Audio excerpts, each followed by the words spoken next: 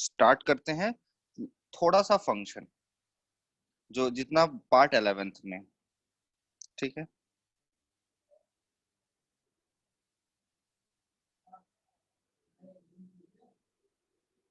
Function, ठीक है।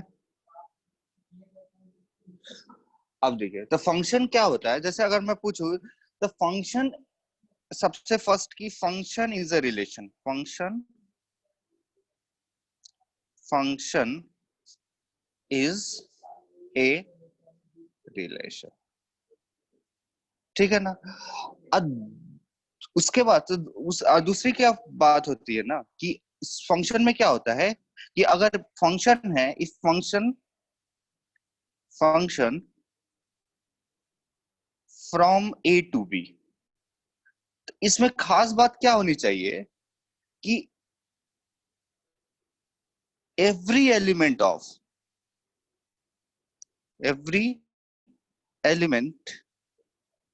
of A has unique. तो एक दूसरी पहली बात है कि एवरी, और दूसरा बात हो जाएगा यूनिक। तो every element of A has unique image of B, unique image in B, in, इसका मतलब क्या समझे कि अगर मैं एक रिलेशन बोलूं आर, और मैं बोलूं कि ये 1 1 1 2 है, 1 4 है, 2 3 है, और 8 7 है, तो कोई एक रिलेशन हो सकता है कि नहीं? कोई एक जन कंफर्म करो, एक रिलेशन हो सकता है क्या ये? This is a, R is a relation और not? R is a relation हो सकता है, ठीक है ना। तो R is a relation from, अगर हम मैं बोल दूं सेट, कोई एक सेट बोल दूं, तो कौन सा सेट हो जाएगा? ए हो जाएगा 1 2 8, और दूसरा बी सेट कौन सा हो जाएगा बताओ? 2 4 और 2 3 4 और 7। सर पर इसमें रिलेशन क्या है? कुछ भी है, 1 से 2 रिलेट है, 1 से 4 रिलेट है, 2 से 3 रिलेट है, ऐसा हो जाएगा ना कि 1 2 8 एक सेट हो गया, 1 2 8, और दूसरा एक सेट हो गया 2 3 4 7, 2 3 4 7। तो क्या क्या हुआ है? 1 से 2 रिलेट है, 1 से 4 रिलेट हो रहा है, किसी रिलेशन से हो रहा होगा, 2 से 3 रिलेट हो रहा है, और 8 से 7 रिलेट हो रहा है, तो एक रिलेशन बन रहा है। ये क्या है? एक, अब सबसे पहले अगर ए से बी देखा जाए तो ए क्रॉस बी का सबसेट है कि नहीं यार? तो है, इसका मतलब एक ना एक रिलेशन ये जरूर बना रहा है। अब सवाल उठेगा कि आर इज अ रिलेशन, ये तो ट्रू है। अब क्या आर फंक्शन है? R is a function. तो फंक्शन के लिए क्या होगा? जब हमने डिस्कस किया ना R is a function or not, इस सवाल का आंसर देने के लिए हमको फंक्शन का जो डेफिनेशन देखा वो बता रहा है यहाँ पे। क्या बोल रहा है कि if a function from A, if function from A to B, then, यहाँ पर देखते हैं, देन इफ फंक्शन एफ, यहाँ पर रहेगा F from A to B, then every element of A, माने एवरी एलिमेंट, मतलब ए के सारे एलिमेंट का कुछ ना कुछ इमेज होना चाहिए। और कैसा इमेज होना चाहिए? तो यूनिक इमेज होना चाहिए। कैसा इमेज होना चाहिए? तो यूनिक इमेज होना चाहिए। अब जैसे यहाँ पे देखो 1 का एक इमेज क्या है? 2 है कि नहीं? Sudhanshu, Devanshu, yes sir. 1 का एक इमेज कितना है? 2। संचिता, दूसरा इमेज कितना है 1 का? 4। 4। इसका मतलब देखो 1 के 2 इमेज आ गए, इसका मतलब ये फंक्शन है क्या? नहीं, ये रिलेशन है। रिलेशन होने के लिए क्या क्राइटेरिया होना चाहिए कि आर जो है ए क्रॉस बी का सबसेट होना चाहिए, तो रिलेशन तो है। लेकिन फंक्शन होने के लिए क्या होना चाहिए कि एवरी, पहले तो ए के सारे एलिमेंट का इमेज होना चाहिए, ठीक है, और दूसरा कि यूनिक इमेज होना चाहिए। तो एक एग्जांपल लेते हैं, फिर हम देखते हैं। अगर एक सेट ए है 1 2 3, और एक सेट बी है ABC। तो एक रिलेशन लिखता हूं R1, ये लिख रहा हूं 1A 2B 3C। हो सकता है ना ये R1 एक रिलेशन हो सकता है कि नहीं हो सकता? ये रिलेशन है या नहीं? Yes sir. है ना। अच्छा, एक लिखता हूं R2, ये 1 2 2 3 3A 2B। ठीक है। और एक लिखता हूं R3, वो लिखता हूं 1A 2B। और एक लिखता हूं R4 1A 2B 2C। ठीक है ना। एक लिखता हूं R5 1A 1B 1C। एक लिखता हूं R6, वो हो जाएगा 1A 2B 3B। और एक लिखता हूं R7, ये हो जाएगा 1A 2A और 3A। सही है। अब एक एक तरीके से डिस्कस करते हैं हम। ठीक है, फर्स्ट चीज देखते हैं। R2 रिलेशन ही ना है। पहले आते हैं, एक एक करके आते हैं। पहले R1, हाँ R2 बहुत सही, R2 रिलेशन नहीं है। ठीक है, R1 पे आते हैं। R1 क्या रिलेशन है? Yes sir. उसका पता करने का क्या तरीका है? A क्रॉस B का सबसेट होगा, तो ये रिलेशन है।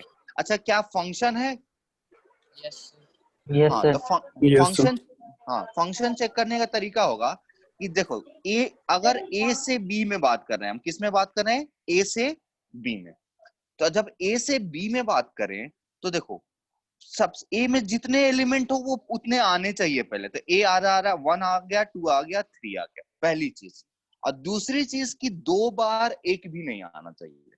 अगर 1 और 2, माने अगर इसमें 1 1 2 बार आ गया तो भी वो फंक्शन नहीं होगा। 2 2 2 बार आ गया तो भी फंक्शन नहीं होगा। 3 3 2 बार आ गया तो भी फंक्शन। तो ये रिलेशन है फंक्शन है। अब बताओ, फर्स्ट वाला रिलेशन, सेकंड वाला R2 रिलेशन है या नहीं है? तो नहीं है। रिलेशन नहीं है, तो फंक्शन तो होगा ही नहीं, कि रिलेशन ही फंक्शन होता है। ठीक है। अब बताओ दूसरा सर चीज रिलेशन आर। हाँ बोलो बोलो। फंक्शन क्या होता है? देखो, फंक्शन भी एक रिलेशन होता है। देखो रिलेशन, अच्छा जैसे कि अब देखो, बाप बेटा, ये क्या रिलेशन है? एक हर तुम्हारे स्कूल में होंगे, हर स्टूडेंट होंगे, हर किसी की कोई मम्मी होगी, किसी के पापा होंगे। तो फादर ऑफ एक रिलेशन हुआ। जैसे फादर ऑफ, तुम्हारे क्लास में अगर रिलेशन लगा दिया जाए father of, kind of. Yes sir. ठीक है ना। तो जब फादर ऑफ, तो एक जैसे सपोज है कि एक मशीन, एक सॉफ्टवेयर बना दिया गया जिसका नाम है फादर ऑफ। ठीक है ना। तो उसमें क्या होगा कि अगर उस सॉफ्टवेयर में तुम अगर किसी स्टूडेंट का नाम डालो तो उसके फादर का नाम निकालेगा। ठीक है। तो हर स्टूडेंट और फादर के करस्पॉन्डिंग एक रिलेशन बन जाएगा कि नहीं? एक ऑर्डर पेयर बन जाएंगे कि नहीं बन जाएंगे? माने यस एक सर। रूम में सारे स्टूडेंट को रख दिया जाए, दूसरे रूम में सारे फादर को रख दिया जाए, तो एक क्रॉस प्रोडक्ट, तो पहले तो क्रॉस प्रोडक्ट बनेगा। मान लो तुम्हारा क्रॉस, तुम्हारे साथ ब्रैकेट में किसी तुम्हारे फ्रेंड के पापा भी आ सकते हैं। ठीक है। लेकिन जब फादर ऑफ बोल दिया गया तो एक तो पर्टिकुलर हो जाएगा ना, उस सबसेट में से तुम्हारे ब्रैकेट में सिर्फ तुम्हारे पापा आएंगे, तुम्हारे फ्रेंड के ब्रैकेट में सिर्फ तुम्हारे फ्रेंड के पापा आएंगे। समझ रहे हो बात को? लेकिन यस सर। अब मैं पूछूं कि फादर ऑफ रिलेशन है कि नहीं है? ठीक है। तो अब तुम सोचो कि तुम और तुम्हारी बहन सेम रूम में बैठे हुए हैं। ठीक है। तो तुम और तुम्हारी बहन सेम, या तुम्हारा भाई सेम रूम में बैठे हुए हैं, तो तुम्हारे ब्रैकेट में तुम्हारे पापा भी आएंगे और तुम्हारे बहन के ब्रैकेट में तुम्हारे पापा भी आएंगे। तो अगर मैं बोल लूं कि स्टूडेंट जो बैठे हुए हैं अगर वो सेट ए में बैठे हुए हैं और फादर्स लोग जो बैठे हुए हैं सेट बी में बैठे हुए हैं, तो देखो अगर तुम्हारा जैसे तुम्हारा नाम क्या है? तुम कौन? हाँ अच्छा, प्रीति बोल रही हो। ठीक है। और तुम्हारे कोई भाई बहन है? Yes sir. क्या नाम है उसका? खुशी। हाँ अच्छा, क्या नाम है? ऋषि। ठीक, खुशी खुशी। चलो अच्छा, खुशी खुशी। ठीक है। तो मान लीजिए कि आपके पापा का नाम क्या है? मोहन मिश्रा। ठीक है, चलिए लिख लेता हूँ। अब ये ब्रैकेट बनेगा ना, अब इसमें क्या होगा, Yes. इसमें देखिए, इसमें क्या हुआ, ये अगर हम स्टूडेंट, ये फादर ऑफ का रिलेशन आया है, तो देखिए आपके क्या हो रहा है, क्या है कि आपके पिताजी कौन है, मोहन, खुशी के पिताजी कौन है, मोहन। तो ये दोनों फादर, मान लिया आपकी कोई फ्रेंड होगी, उसके भी रिलेशन बनेगा, उसके पिताजी का भी नाम आएगा उसमें, सब ब्रैकेट बनेगा। Yes, sir. कैसा रिलेशन बन रहा है, फादर ऑफ।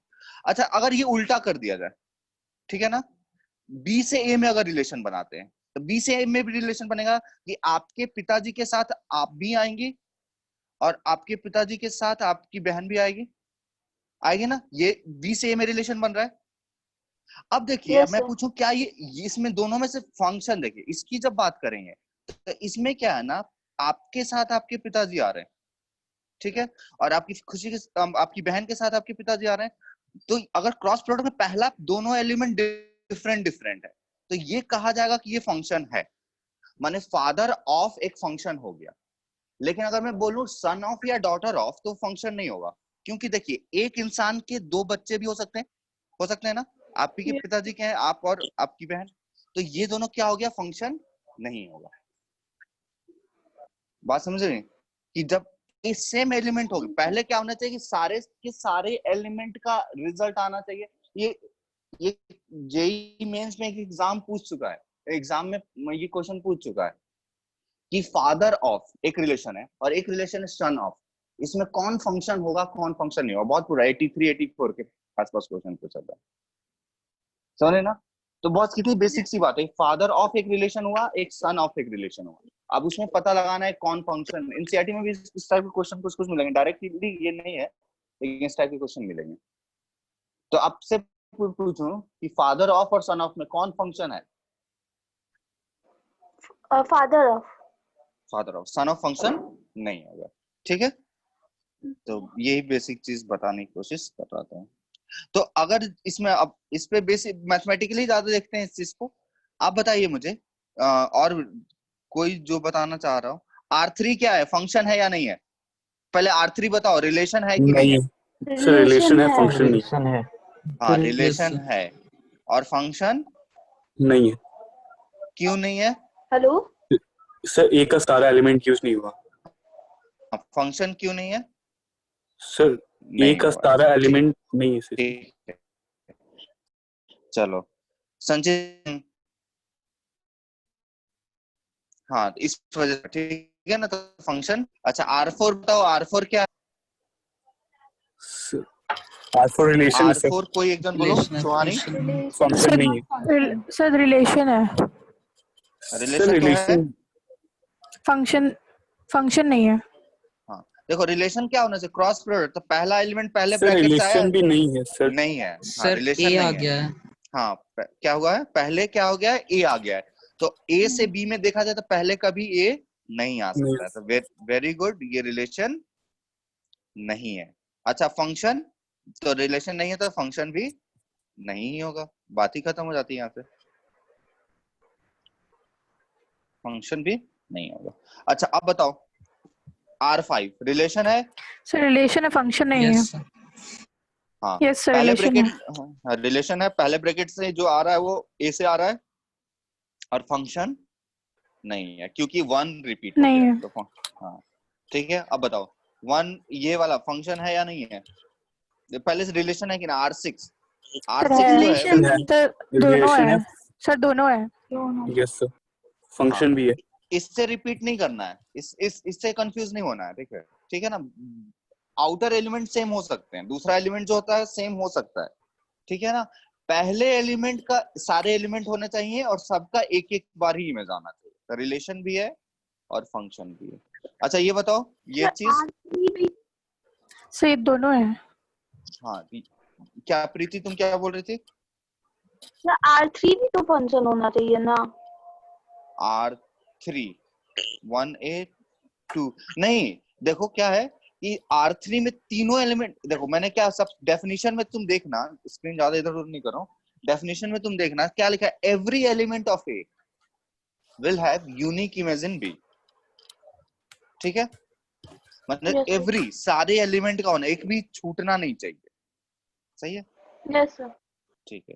तो देखो अब बताओ R7 क्या है, रिलेशन है तो है, और फंक्शन है तो है ना, ठीक है, फंक्शन है तो है। अब देखो एक चीज हमेशा ध्यान रखो, फंक्शन में ये चीज नहीं चलता है, ये चीज फंक्शन में अलाउड नहीं होता है, बट ये चीज अलाउड होता है। इससे आपको बहुत याद हो, ध्यान रहेगा। इसका मतलब क्या हुआ कि देखो दूसरा एक एग्जांपल लेता हूं कि अगर एक फंक्शन है ए से बी में, तो देखो फंक्शन जैसे रिलेशन का डायग्राम बनाते थे वैसे फंक्शन की बना रहे। तो देखो पहले जैसे ये फंक्शन है, R7 फंक्शन है ना, तो देखो हमने लिया 1 2 3, 1 2 और 3, और इधर लिया A B C। तो इसका अगर हम डायग्राम बनाएंगे तो कैसे बनेगा, 1 का A से रिलेट होगा, 2 का किससे रिलेट होगा, A से रिलेट होगा, 3 का किससे रिलेट होगा, 3 का B. ए से रिलेट होगा। तो देख रहे हो ना, इस तरह मतलब ऐसा कुछ हुआ है तो ये एक्सेप्टेबल है। ऐसा मतलब इधर के ए सेट ए के एक से ज्यादा एलिमेंट का बी में एक इमेज हो सकता है, ठीक है। बट अगर हम ऐसे लिख दें कि ये 1 2 सर और आपका 3, आवाज कट कट के आ रहा है। आवाज कट के आ रहा है, कितने लोगों को ऐसा दिक्कत हो रहा है, आवाज कट के सर आ रहा नहीं है। होगी. सुहानी थोड़ा सा तुम ईयरफोन को थोड़ा ठीक करो तो। हेलो। हाँ सुहानी, अब कैसे आवाज आ रहा है सुहानी? हाँ सर अब आ रहा है। हाँ सर आ रहा है। ठीक है। अब देखो ये ए हो गया, ये बी हो गया, ये सी हो गया। अब मैं कोई जैसे एक फंक्शन नहीं है उस रिलेशन को ले लेते हैं जो फंक्शन नहीं है। तो जैसे R5 में क्या है, 1 का ए से रिलेशन है, 1 का बी से रिलेशन है, 1 का सी से रिलेशन। तो 1 का ए से ले लिया, 1 का बी से ले लिया। अब देखे ना इस तरह की चीजें बनी, यहाँ पे इस तरह का स्ट्रक्चर बन रहा है। तो इस तरह का भी होगा कि ए के एक एलिमेंट से बी का 2 एलिमेंट जुड़ रहा है, ठीक है। तो ये चीज फंक्शन नहीं होगा। तो इस केस में ये क्या होगा, फंक्शन होगा, और इस केस में फंक्शन नहीं होगा, फंक्शन नहीं होगा। बात समझ पे आ रही है ना आप लोग? तो अगर Yes, कोई sir. अब क्वेश्चन आएगा सेट सेट के अकॉर्डिंग की कौन सा रिलेशन है, कौन सा फंक्शन है, तो आप लोग आराम से उसको पहचान सकते हो, ठीक है ना। Yes, ये sir. फंक्शन कैसा है, नहीं है फंक्शन। समझ गए बात को? तो हम लोगों ने अभी तक देखा कि रिलेशन क्या होता है, फंक्शन क्या होता है, अभी रफली देखा। तो एक चीज बताओ, क्या डेफिनेशन चाहिए या समझ गए इतना फिर? कोई एक जन बताओ, डेफिनेशन लिखाना पड़ेगा? सो वो डेफिनेशन ही था, एवरी मतलब एलिमेंट हम, ऑफ।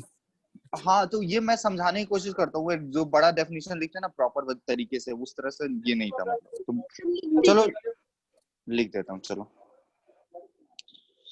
तो देखो फंक्शन क्या होता है,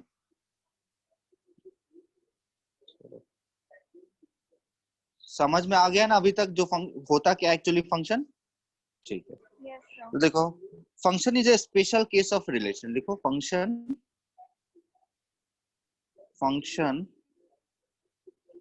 is a special case of relation. Function is a special case of relation from non-empty set A, from non-empty set A to non-empty set B, ठीक है ना। that associate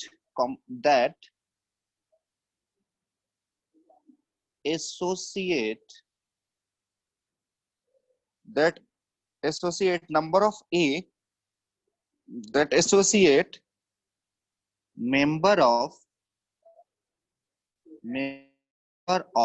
A to unique member of, that associate, यहाँ पे एक चीज miss हो गया है, every member of A to unique member of B. इसमें इंपॉर्टेंट दो वर्ड है, एक एवरी और दूसरा क्या हो जाएगा, यूनिक। बस इतना दो चीज समझ जाओगे तो ये हो जाएगा। ठीक है, एग्जाम्पल तो बहुत सारे दे दिए, तो जैसे एक छोटा सा एग्जाम्पल देता हूँ कि अच्छा, इसमें एक एग्जाम्पल से पहले एक दो चीज और लिख लेते हैं। सेट ए को क्या कहते हैं हम लोग, डोमेन। सेट ए क्या कह, हाँ, सेट ए कहलाएगा डोमेन। अच्छा, सेट बी क्या कहलाएगा, रेंज। नहीं, कोडोमेन। अगर ए से बी में फंक्शन की बात करें तो सेट बी। अच्छा, अब डोमेन में मान लो कि if we have domain, domain अगर कुछ सेट ए है, ठीक है ना, तो ए इस ऐसे है, ए है, मतलब क्या हुआ कि इसका कोई जनरल एलिमेंट हमने ए ले लिया, और कोडोमेन का जनरल एलिमेंट, तो अगर एफ ए कुछ आएगा, मान लो एफ फंक्शन की वैल्यू में ए रखेंगे तो कुछ वैल्यू आएगा बी। इस नोटेशन का मतलब समझ रहे हो, यस सर। है ना, तो बी आएगा ना, तो बी, तो सेट ऑफ बी या collection of B, collection of B मतलब जितने बी आएंगे, या इसको बोल देंगे सेट ऑफ बी, और set of image, set of images of A, ये क्या कहलाता है, रेंज। समझे ना। और रेंज क्या होगा, वो हमेशा सबसेट होगा किसका, कोडोमेन का। तो सबसे फर्स्ट पॉइंट इसमें बात आती है कि देखो, रेंज हमेशा क्या आएगा, कोडोमेन से ही आएगा, ठीक है, बाहर से नहीं आएगा। और सर रेंज डोमेन का सबसेट होगा या फिर एलिमेंट होगा? नहीं, सबसेट होगा, रेंज भी एक सेट होगा। जैसे एक छोटा सा एग्जांपल लेते हैं, ठीक है, हम एक फंक्शन लिखते हैं कि लेट अ फंक्शन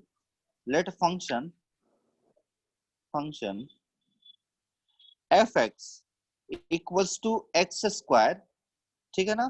तो फंक्शन कैसे है, f ऐसे लिखने का, f such that r to r, मतलब पहला सेट भी रियल नंबर हो गया, दूसरा सेट भी क्या हो गया, रियल नंबर हो गया।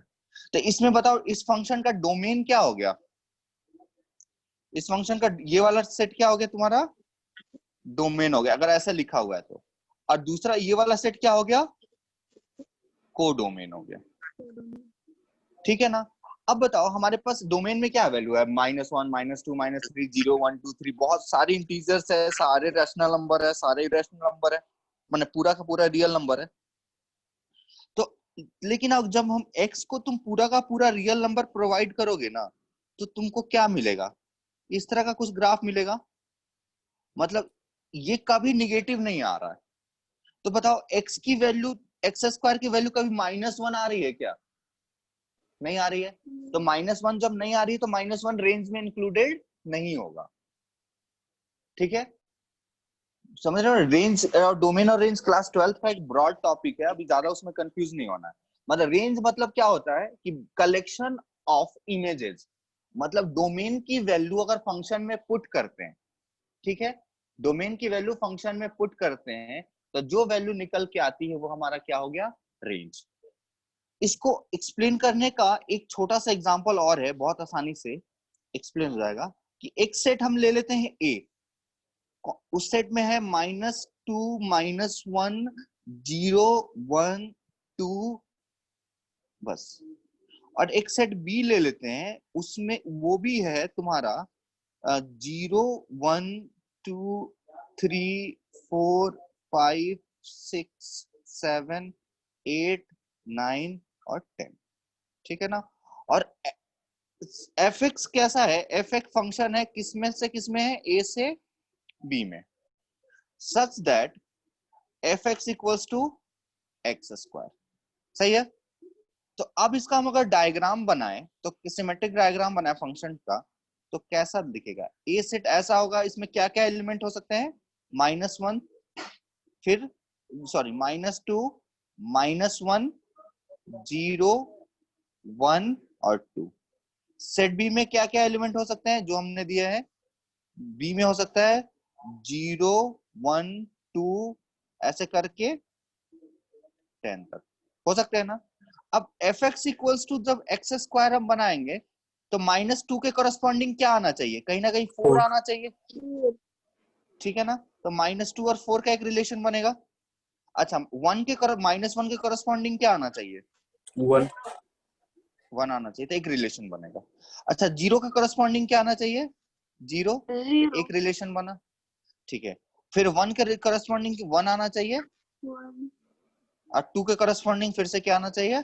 4, ठीक है। अब देखो, क्या एक एक सारे एलिमेंट का इमेज बन गया क्या? तो हाँ, बन गया, ठीक है। क्या एक एलिमेंट का 2 इमेज बना है? किसी जैसे -2 का 2, कौन किसका बताओ? 4 का 1 का। नहीं, हमको ए, हमेशा जो हम बात करेंगे ना वो ए सेट की बात करेंगे। हम जो बात Okay, कर रहे हैं ना यूनिक है। हाँ, तो अब मैं बताऊं क्या। अब इसमें वैसे देखा जाए तो बी सेट के भी बहुत सारे एलिमेंट का इमेज तो प्री इमेज तो नहीं है ना। 10 का कुछ Yes. नहीं कनेक्टेड हुआ है, 2 से कुछ नहीं, तो उससे हमको लेना देना नहीं है, सही है। हमको क्या करना है, सेट ए में देखना है, ठीक है। अब सेट ए में बताओ कि कोई ऐसा नंबर है जिसका 2 अलग अलग सेट बी में इमेज आया है? -2 का 5 भी आ गया, -2 का 6 भी आ गया, ऐसा हुआ है क्या? नहीं नो हुआ है। सर। -2 का 4 आया है, -1 का 1 आया है, 0 का 0 आया है, 1 का 1 आया है।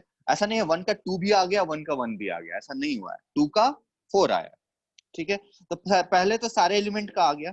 तो अब मैं पूछूं कि बताओ अगर ये फंक्शन हुआ या नहीं हुआ, F X equal to x square from A to B, yes from the A to function B, yes sir, हुआ सर। हाँ, from A to B function हो गया ना, A to yes sir B. तो ये क्या है?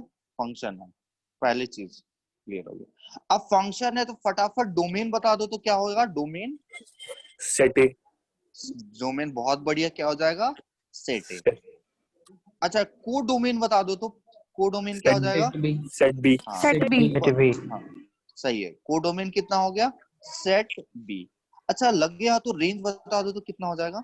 140 1014 हाँ, जो भी हो, 0 1 और 4। प्रीति, समझी क्या तुम बात इस चीज को? यस देखो, सर। तो सर, तो बी का जितना भी एलिमेंट है वे ना हाँ, रेंज हुआ। जितना भी नहीं, जितना मिल पा रहा है, जितना भी तो पूरा हो गया है ना। 1 2 3 to 10 ये हो गया, ये तो सारे बी के यस एलिमेंट है ना। लेकिन यस वो क्या हो गए? कोडोमेन हो गए, कोडोमेन हो गए। लेकिन अगर तुम डोमेन की वैल्यू उठा के रखने के बाद जो जो वैल्यू तुमको मिल रही है, सही है ना। जैसे 10 सर। तुमको यहाँ नहीं मिल रही है, 10 नहीं मिल रही है ना, कभी नहीं मिल रही है, कोई भी यस वैल्यू रखने पे 10 नहीं मिल रही है, तो 10 तुम्हारे रेंज में इंक्लूड नहीं होगा। और ये यस सर। दोनों ये बात वैलिड दोनों सेट में है, चाहे वो कंटिन्यूअस सेट हो। ये कैसा सेट है? जैसे हमारा डिस्क्रीट सेट है ना, नंबर है। कंटिन्यूअस सेट भी हो, लगातार इंटरवल वाइज में हो, तो भी यही चीज डिस्कस होगा कि सारे वैल्यू, उसका डिफरेंट तरीके से डिस्कस होगा। 12th में उसको ढंग से हम लोग डोमेन रेंज की कॉन्सेप्ट में पढ़ेंगे। क्लियर? so हाँ, यस बोलो। इसका फंक्शन का रिप्रेजेंटेशन कैसे होता? किस माने क्या रिप्रेजेंटेशन करना चाहते हो? फंक्शन का सिर्फ फंक्शन ये शो करना है, ये फंक्शन इसका, तो कैसे शो करेंगे? सब कुछ फंक्शन है यार, कोई भी रूल फंक्शन है। जो तुम आरडी शर्मा वाला बोल रहे हो कि 15 तरीके का रिप्रेजेंटेशन क्लासिफिकेशन, तो वो कोई मतलब नहीं है। कार्टेशियन, नहीं अब देखो कुछ लोग, हाँ, तो अब तो मान लो कि जैसे, अब सुनो सुनो सुनो, जैसे ये एक फंक्शन है ना, इसका ऑर्डर पेयर बन गया, ठीक है। यस सर ऑर्डर पेयर बनेगा ना, -2, 4 बना, तो कुछ लोग यस उसको पॉइंट वाइज जैसे कोऑर्डिनेट वाइज प्लॉट कर देते हैं, ठीक है। कुछ लोग उसको जैसे इस डायग्राम के थ्रू भी प्लॉट करते हैं, कुछ लोग इसको इस डायग्राम के थ्रू भी प्लॉट करते हैं। बात समझ में आई? नहीं सर, मुझे जैसे, पूछना था सर, हाँ, डाउट होता सर, जैसे कि a is the function of b, तो सर इसका मतलब क्या हुआ? क्या क्या क्या फिर से बोलो। a is the function of b, so like हाँ, उस टर्म में एफ लिखा रहता ए इज अ फंक्शन, अच्छा, हाँ, Y is a function of T, या distance is a function of time, ये है। बोल यस रहे हो सर ना? ऐसा। हाँ, तो सर हाँ, इसको कैसे रिप्रेजेंट करेंगे? तो देखो जैसे वो होता क्या है कि दो वेरिएबल होते हैं, जैसे अच्छा बताओ, याद है एक फॉर्मूला आता था s equals to ut ut plus half 80 plus plus half 80. Half 80 square, Yes sir. 80 square, ठीक है, ut प्लस हाफ 80 स्क्वायर। तो देखो s क्या, अब देखो s अगर यहाँ पे देखो, अगर u फिक्स है और a फिक्स है, माने इनिशियल वेलोसिटी फिक्स हो गई तुम्हारी, एक्सेलरेशन फिक्स हो गया, तो Yes sir. अगर टाइम के अकॉर्डिंग डिस्टेंस चेंज होता जाएगा। Yes sir. बात समझ में आ रही है? Time Yes sir. बदलोगे तो ठीक है ना। तो देखो इसमें अब टाइम को क्या बोलेंगे कि इंडिपेंडेंट वेरिएबल हो गया, वो किसी चीज पे डिपेंड नहीं कर रहा है, ठीक है। तो अक्सर इंडिपेंडेंट वेरिएबल जो होता है वो एक्स एक्सिस पे आता है, तो इंडिपेंडेंट वेरिएबल हो गया। और एस क्या हो गया, एस भी तो एक वेरिएबल है जो टी पे डिपेंड कर रहा है। टी की कुछ वैल्यू दे दोगे तो एक्स की एक फिक्स वैल्यू आएगी, टी की वैल्यू 5 दे दी तो एक्स की एक फिक्स वैल्यू आएगी, टी की वैल्यू 10 Yes दे sir. दी तो एक्स की एक फिक्स वैल्यू आएगी। एस वेरिएबल है बट वो डिपेंड कर रहा है, किस पे डिपेंड कर रहा है, टी पे। तो T. इसको तो टी टी टी को क्या बोलेंगे, इसको क्या बोलेंगे, independent variable, independent Variable. Variable, ठीक है ना। और एस को क्या बोलेंगे, Dependent. Dependent variable. और सर यू और ए को कांस्टेंट बोलेंगे। अगर वो अब किसी के हो सके, अगर तुम्हारा जैसे हम लोग मोशन पढ़ते हैं तो इसमें इनिशियल एक बार गाड़ी स्टार्ट हो गया तो उसकी इनिशियल वेलोसिटी तो वही रहती है ना, वो तो चेंज नहीं होती है ना, यस सर। ठीक है। तो इनिशियल वेलोसिटी कांस्टेंट हो गई, और मान लो तुम एक्सलरेट नहीं कर रहे हो, सेम कांस्टेंट एक्सलरेशन, ये फॉर्मूला अगर वैलिड है कि अगर एक्सलरेट नहीं कर रहे हो, हम उस केस में ले रहे हैं, ठीक है, मान लो एक्सलरेट नहीं कर रहे हो, तुम कांस्टेंट एक्सलरेशन रखो, तब तो ये वैलिड होगा ना, Yes. ठीक है। तो उस पे अभी नहीं जाते, तो हम बता रहे हैं कि ये इंडिपेंडेंट वेरिएबल हो गया, ये डिपेंडेंट वेरिएबल हो गया, बात समझ गए। Yes अब sir. देखो होता क्या है, अगर मान लो लेट से तुमको ये रिलेशन नहीं पता है, S इक्वल टू होता है ut plus half T square, लेकिन तुमको किसी तरीके से पता चल रहा है कि डिस्टेंस जो है वो टाइम के ऊपर डिपेंड करता है, तो तुम बोल दोगे कि डिस्टेंस क्या है ना, distance is the function of Time. Time. Time, function of time. हाँ, क्योंकि डिस्टेंस जो है टाइम पे डिपेंड कर रहा है, मतलब इस तरह से भी बोल सकते हैं ना कि डिस्टेंस और टाइम का रिलेशन है, डिस्टेंस और टाइम का रिलेशन है। अब डिस्टेंस और टाइम का जब रिलेशन है तो कैसा रिलेशन है, तो ऐसा रिलेशन है कि हर टाइम पे कुछ वैल्यू निकल रही है, जो भी हम टाइम जा रहे हैं उस हर टाइम पे वैल्यू निकल रही है, और किसी एक टाइम पे दो डिस्टेंस नहीं निकल रहा है, निकलेगा क्या, किसी एक टाइम पे दो डिस्टेंस अगर नहीं निकलेगा तब उसको फंक्शन बोल देंगे, वही बेसिक डेफिनेशन, यूनिक और एवरी, बात समझे। और इसको Yes sir. रिप्रेजेंट करने का तरीका क्या, तो मान लो कि जैसे अब इसको बोलो तो s बोल दिया डिस्टेंस को और t बोल दिया टाइम को, तो s equals to function of time. अगर हमको नहीं पता है तो हमने इस तरह से लिया, और तो इसमें इस तरह में ये जो लिखा जाता है हमेशा डिपेंडेंट वेरिएबल होता है। किस पे डिपेंड करता है वो, इंडिपेंडेंट वेरिएबल पे। और ये क्या हो जाएगा, सॉरी Independent. हम क्या लिखना चाह रहे थे, Function. इंडिपेंडेंट वेरिएबल, हाँ, इंडिपेंडेंट वेरिएबल, समझ गया ना।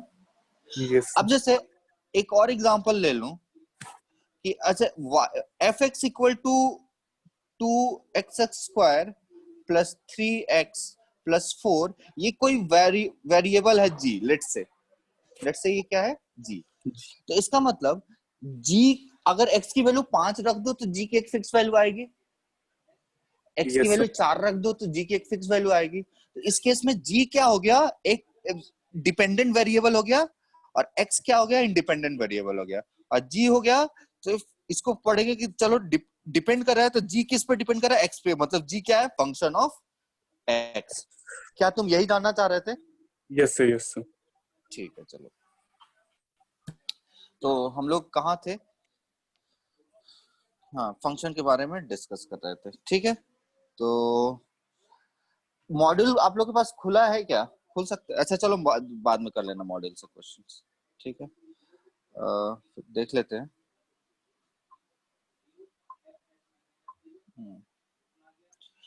कितना तक हुआ है आप लोग का वैसे क्वेश्चन, 34-35 तक कर लिया ना? Yes sir. ठीक है, सर 30 तक की। 30 तक की है। 30। सही है, सही है। और उसमें और बता देते हैं, जब फंक्शन हो जाएगा तो वो हो जाएगा। अच्छा, अब देखिए फर्स्ट पॉइंट इसमें आता है। तो अभी तक हमने जो हम बता रहे थे उसको फाइनली अब कंक्लूड कर दें कि कोडोमेन क्या होता है। सबसे पहले codomain is a subset of, नहीं उल्टा बोल दिया मैंने। रेंज क्या हो जाता है? Subset of codomain. रेंज। अब सबसेट ऑफ को बराबर भी हो सकता है दोनों, इसीलिए हमने कौन सा सबसेट लगाया, इम्प्रॉपर सबसेट वाला साइन भी लगा दिया कि दोनों कभी कभी बराबर भी हो सकते हैं। कोडोमेन। अच्छा, range is a subset of codomain. दूसरा चीज क्या बात करना है कि अब देखो फाइंड करने के, डोमेन को फाइंड करने का कुछ बेसिक तरीका, तो बात कर लेते हैं डोमेन। अब देखो डोमेन होता क्या है कि एक्सेप्टेबल, अब हमने बेसिक मैथ में भी बात की थी कि क्या होता है एक्सेप्टेबल वैल्यूज, है ना। अब देखो हर एक फंक्शन के लिए अलग वो होगा, ये डिपेंड करेगा कि क्या रूल लगाते हैं। हर एक फंक्शन का नेचर अलग है, हर एक फंक्शन को एक मशीन मानो तो हर मशीन के पार्ट्स अलग हैं, ठीक है। तो उसके खराब होने की प्रॉपर्टी भी सब मशीन की अलग अलग है। तो उसी तरीके से हर फंक्शन अलग है और उसका डेफिनेशन बहुत अलग होता है।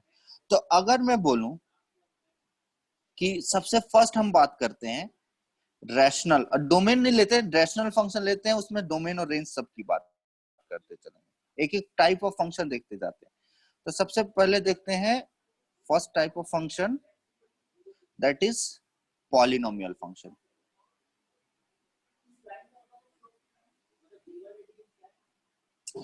क्या होता है पॉलिनोमियल फंक्शन? जैसे अगर f(x) इक्वल टू पॉलिनोमियल है, some y equal to f(x) equals to polynomial है, तो इसको क्या बोलते हैं? पॉलिनोमियल फंक्शन बोलते हैं, ठीक है। तो जैसे y equals to example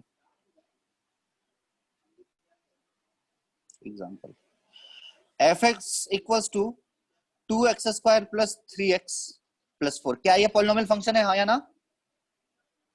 yes sir. Yes sir. Yes ठीक है, ठीक है, पॉलिनोमियल फंक्शन है। अच्छा, f(x) equal to x plus 1/x, क्या ये पॉलिनोमियल फंक्शन है? No sir. हाँ नहीं है। चलो, f(x) equals to √3x plus 4, क्या ये पॉलिनोमियल फंक्शन है? No sir. No yes sir. Sir. No sir. Yes sir. Yes sir. Yes sir. बिल्कुल है। देखो एक तो पॉलिनोमियल के लिए क्या होना चाहिए, डिग्री से कोफिशिएंट। हमेशा पॉजिटिव होनी चाहिए। हाँ, द पावर ऑफ वेरिएबल क्या होना चाहिए, क्या होना चाहिए? 0 पॉजिटिव। 1 2 3, नहीं 0 भी चलेगा, ठीक है। अच्छा बताओ, f(x) इक्वल टू 0 एक फंक्शन है? Yes sir. अच्छा ये देखो 0 पॉलिनोमियल होता है, 0 पॉलिनोमियल की डिग्री क्या होती है? Sir 0। Not defined. Not sir 0। नहीं, नॉट डिफाइंड। देखो एक्चुअली इसको तुम चाहो 0 को x का पावर 0 लिख सकते हैं ना, तो यहाँ से तुम बोल दोगे कि इसकी डिग्री कितनी हो गई, 0। बट कोई अगर बोलेगा कि 0 को x का पावर 100 भी तो लिख सकते हैं ना, 0 को 0 इंटू एक्स का पावर 0 लिख सकते हैं, और 0 को 0 इंटू एक्स का पावर 100 लिख सकते हैं, दोनों चीज लिख सकते हैं। तो यहाँ से इसकी डिग्री कितनी दिख रही है, 0। यहाँ से इसकी डिग्री कितनी दिख रही है, 100। तो कोई फिक्स डिग्री नहीं आ रही है। तो जब कोई भी फिक्स डिग्री नहीं आ रही है, इसका मतलब इसकी डिग्री क्या है, अनडिफाइंड। सही है। तो ये f(x) इक्वल टू 0 एक स्पेशल पॉलिनोमियल होता है, 0 पॉलिनोमियल जिसकी डिग्री होती है अनडिफाइंड, ठीक है। अच्छा एक और चीज, बेसिक चीज ध्यान आ रहा है, ये भी आपको जरूरत पड़ेगा, मैं थोड़ा ब्रेक करके इसको बता रहा हूँ। एलसीएम का कुछ पार्ट है, मुझे ध्यान आगे पहले ही बताना था। ये बताओ 2 और 3 का एलसीएम कितना होता है? 6। 6 है ना, सही है। अच्छा एलसीएम 2 और 3 का एचसीएफ कितना हो जाएगा? 1। 1। अच्छा, अच्छा एलसीएम ऑफ 1/2 और 1/3 कितना हो जाएगा?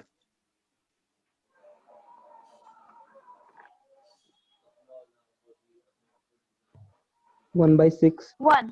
1/6। 1 इज करेक्ट आंसर। ठीक है, अच्छा बता रहा हूँ कैसे, अभी एक दो एग्जांपल और। वैसे कैसे क्या बताना है, एचसीएफ क्या होगा इसका, एचसीएफ सर 1/6 1/6 1/6 अच्छा, एलसीएम ऑफ 2 और पाई कितना हो जाएगा? Not defined. Sir 2 pi 2 pi not defined, ठीक है। क्या डिस्कस किया है क्या मैंने? नहीं किया सर है, चलो में डिस्कस किए थे ये वाला। अच्छा अच्छा, हाँ हाँ, अच्छा ठीक है ठीक है ठीक है, चलो ठीक, अच्छा अच्छा, देवांशु बोल रहे हो ना तुम? हाँ, तो क्लास में डिस्कस किया होगा ये चीज तो कभी। यस सर, टू, एमपीएससी वाला टेस्ट में भी आया था। अच्छा 2 और 2√3 कितना एलसीएम होगा इसका? 4√3 sir not defined. Not defined, ठीक है। हाँ। अच्छा एलसीएम बता दे रहा हूँ, सब पहले जितने पॉसिबिलिटी बन सकते हैं उस सबको डिस्कस कर लेना। 2√3 और 4√3 का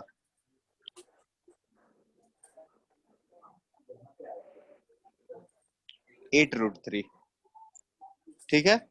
और एलसीएम ऑफ 2 पाई और 3 पाई का 6 पाई 6 पाई। कुछ पैटर्न समझे क्या? देखो थोड़ा थोड़ा ये, सर। हाँ अब देखो, अब ये आसान है, ठीक है, ये आसान है। इसके लिए क्या होता है ना, अगर एलसीएम निकालना है तो LCM of numerator, LCM of, अगर फ्रैक्शन दिया है a बाई बी और c बाई डी, तो एलसीएम ऑफ न्यूमरेटर, एलसीएम निकालना है तो LCM of numerator divided by HCF of denominator, ठीक है।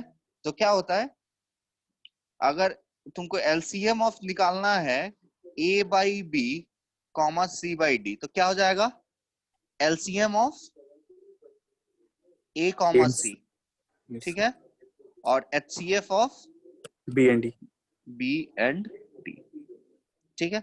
अच्छा अब अगर मैं बोलूं इसी का एचसीएफ निकालना है तो वो उल्टा हो जाएगा, HCF of A and C and हाँ, HCF of divided by A and C divided by LCM of B and D.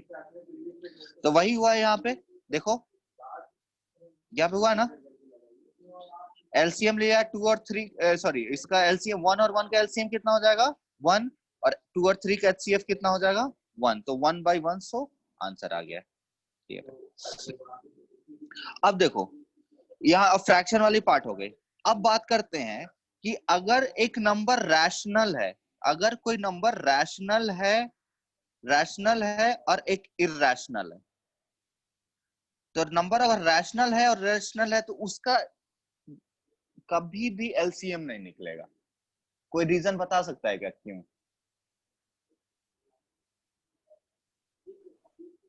Rational और इरेशनल को डिवाइड नहीं कर सकते हैं। अच्छा ठीक है, तुम कोई मतलब तुम पढ़े हो, तुम रहने दो, और पढ़ उसकी बात भी नहीं है, तो उसके बाद भी तुम कंप्लीट आंसर नहीं दिया। सर वो रैशनल और इरेशनल का से डिवीजन करेंगे तो सर वो इरेशनल नंबर आता है ना, इसलिए।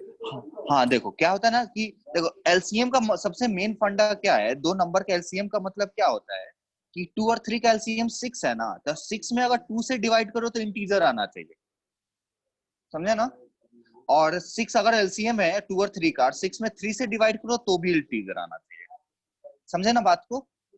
अगर 6 मतलब 2 और 3 का एलसीएम 6 है, तो अगर 6 में 2 से डिवाइड करो तो भी एक इंटीजर आना चाहिए, 6 में 3 से डिवाइड करो तो भी इंटीजर आना चाहिए, सही है।